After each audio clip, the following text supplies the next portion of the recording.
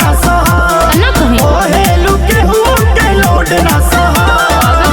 साफ साफ बात बतावा, एक सेकंड, साफ साफ बात बतावा कि तू पति के संग रहबू कि देवर के संग रहबू? हम यार पर ई का रे? ना देवर पर हम ना भतार पर हम ना देवर पर हम ना भतार पर हम सुना सुना रिपोर्टर हम यार पर हम सुना सुना रिपोर्टर हम यार पर हम।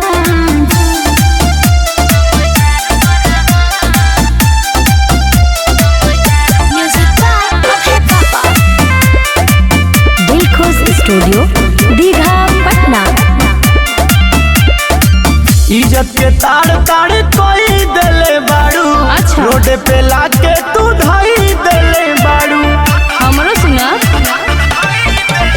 मन भावे नहीं मरो न देवर हो बाटे ठीक हमारा ला मुरला भर हो। मने अभी हुईनु बात तो हर पेश जाके कोर्ट में करा, बात तो हर पेश जाके कोर्ट में करा।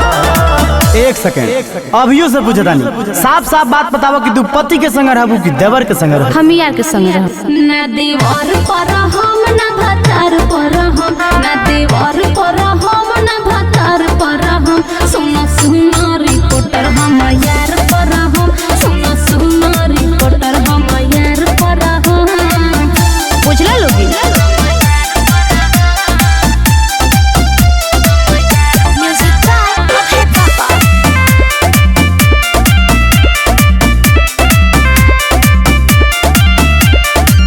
तोरा के देखा देखी सबे ये करे, हाँ। तोड़िया नंदावा के दोसर पमरे।